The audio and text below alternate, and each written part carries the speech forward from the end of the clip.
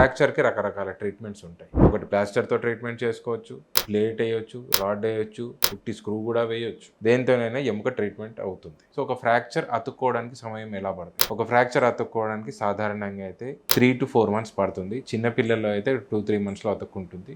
వయసు పెరుగుతున్న కొద్దీ అతుక్కునే సమయం 4 నెలలు 5 నెలలు కూడా పట్టవచ్చు. ఒక ఫ్రాక్చర్కి పట్టి కడితే ట్రీట్మెంట్ అవుతుందా, లేకపోతే ఆ సర్జరీ చేసి రాడ్ ప్లేట్ వేస్తేనే అతుక్కుంటుందా?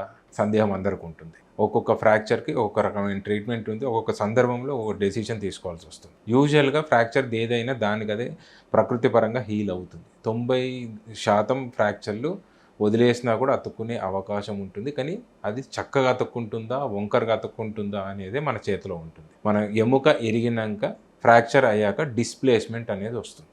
డిస్ప్లేస్మెంట్ అంటే ఎముక జరగడం, చక్కగా ఉన్న ఫ్రాక్చర్ విరిగి దూరం జరగడం. సో అది దాన్ని పట్టీతో దగ్గరకు తీసుకురాగలిగి పట్టీ కడితే అది ఆ పొజిషన్లో ఉంటే అలాగే అతుకునే అవకాశం ఉంటుంది. లాగి పట్టీ వేసినా దగ్గరికి రావట్లేదు అంటే అప్పుడు మనం దానికి సర్జరీ చేసే అవకాశం ఉంటుంది. యూజువల్గా 8 నుంచి 5 ఏళ్ళ కంటే చిన్నగా ఉన్న పిల్లలకి పట్టీలతో సరిపోతుంది చాలా వరకు. అరుదుగా మనం సర్జరీలకు పోతాం. 10 ఏళ్ళు దాటింది అంటే పట్టీలతో ట్రీట్మెంట్ అవకాశం తగ్గుతూ పోతుంది. ప్లేట్ అన్నా, రాడ్ అన్నా, స్క్రూస్ అన్నా వేసే అవసరం పెరుగుతూ పోతుంది.